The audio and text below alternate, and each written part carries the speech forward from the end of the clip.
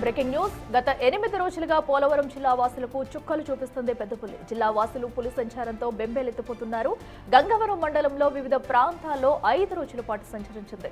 గత రాత్రి రంపచోడవరం మండలంలోని ఫోక్స్పేట గ్రామ శివార్లో రోడ్డు దాటి గన్నారం మీదుగా కొత్తవీధి గ్రామానికి చేరుకుంది. అక్కడ 4 పశువులపై దాడి చేసింది.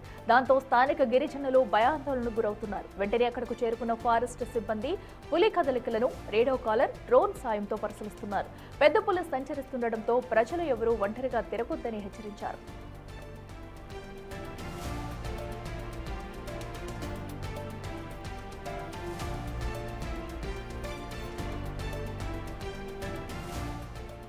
రెడ్డికి మరింత సమాచారం మా ప్రతినిధి శివశంకర్ అందిస్తారు. శివశంకర్, చెప్పండి. ఏదైతే కొన్ని రోజులుగా కూడా పెద్ద పులి సంచారంతో అక్కడ గిరిజనులు అయితే వణుకుపోతున్నారు. సో ప్రస్తుతం ఫారెస్ట్ అధికారులు అయితే పులి జాడను కనుగొన్నారు. అక్కడ తాజా పరిస్థితి ఏంటి?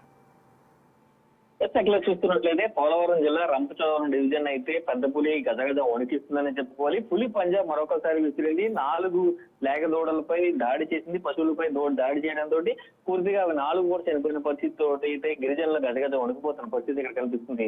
5 రోజుల పాటు గంగవరం మండలంలో వివిధ ప్రాంతాల్లో సంచరించిన పెద్ద పులి గత రాత్రి రంపచోడవరం మండలంలోని ఫోక్స్పేట గ్రామం శివారులో అయితే రోడ్డు దాటి గన్నవరం మీదుగా కొత్త వీధి గ్రామ ప్రాంతానికి అయితే వెళ్ళినట్లు అక్కడ పాదముద్రలు గుర్తించారు. పాదముద్రలు గుర్తించడంతో పాటు ఏదైతే పశువులపై దాడి చేసిందో 4 పశువులపై దాడి చేసి కూడా పులి చంపేసినట్లు కూడా చెప్తున్న పరిస్థితి కనిపిస్తుంది. అక్కడ మనం విజువల్స్ కూడా క్లియర్ గా చూస్తే అంత దారుణంగా దాడి చేసినది. అక్కడ చేరుకున్న ఫారెస్ట్ అధికారులు మాత్రం పులి కదలికల్ని రేడియో కాలర్ పరికరం ద్వారా అయితే ట్రాకింగ్ ద్వారా ట్రాక్ చేస్తుందని చెప్తున్నారు. డ్రోన్ల సహాయంతో పరిశీలిస్తున్నామని చెప్తున్నారు. ఎవరు భయపడాల్సిన అవసరం లేదని నామకహాగా మాత్రం అధికారులు చెప్తున్న పరిస్థితి కనిపిస్తుంది. ఇక్కడ క్లియర్ గా అటవీ శాఖ అధికారుల నిర్లక్ష్యం అయితే కనిపిస్తుంది. కేవలం రేడియో కాలర్ ని పులికి అమర్చాం కాబట్టి రేడియో కాలర్ ట్రాకింగ్ వచ్చిన చోటకే మేము వెళ్తాము, ఆ ట్రాకింగ్ దగ్గరే పులి ఉందని అపోహతోటి ప్రజల్ని మభ్యపెడుతున్నారని గిరిజనులు అయితే తీవ్ర ఆగ్రహం వ్యక్తం చేస్తున్నారు.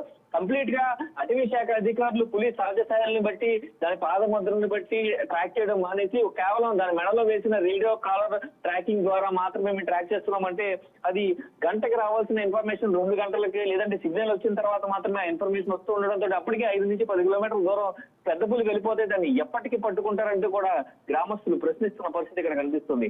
క్లియర్ కట్ గా అటవీ శాఖ అధికారులు ఒక ట్రాకర్ లేని పులిని ఏ విధంగా అయితే మానిటర్ చేస్తారో ఆ ట్రాకర్ లేనట్టుగా పులిని మానిటర్ చేస్తుంటే కనుక ఈ పాటికి ఎప్పుడో దాన్ని పట్టుకునేవారు.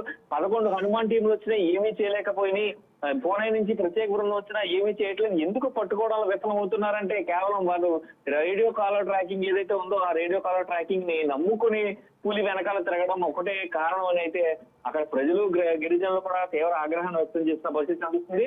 అటవీ శాఖ అధికారులు ఇప్పటికైనా రేడియో కాలర్ ట్రాకింగ్ ఏదైతే ఉందో దాన్ని పట్టుకుని ముందుకు వెళ్ళడం మానేసి పులి సహజంగా దాని అడుగు జాడలు ఎక్కడ ఉన్నాయి, అది ఎటు నుంచి ఇటు వెళ్లే అవకాశం ఉందనే కోణంలో పూర్తి స్థాయిగా అయితే నిఘా పెట్టినట్టయితే పెద్ద పులిని బంధించే అవకాశం ఉంటుందని కూడా గ్రామస్తులు చెప్తున్న పరిస్థితుల నేపథ్యం కనిపిస్తుంది. అయితే అధికారులు మాత్రం ఎటువంటి భయాందోళన చెందొద్దు అని చెప్తూనే అడవి ప్రాంతాల్లోకి ఎవరు వెళ్ళొద్దు, అదేవిధంగా రాత్రి మాటలు ఎవరో బయట తిరగద్దని చెప్తున్నారు. భయాందోళన చెందని పరిస్థితుల నేపథ్యంలో బయటికి ఎందుకు రాకూడదని గిరిజనులు ప్రశ్నిస్తున్న పరిస్థితి ఇక్కడ కనిపిస్తుంది. అట్లా రైట్ శివశంకర్, థ్యాంక్ యూ.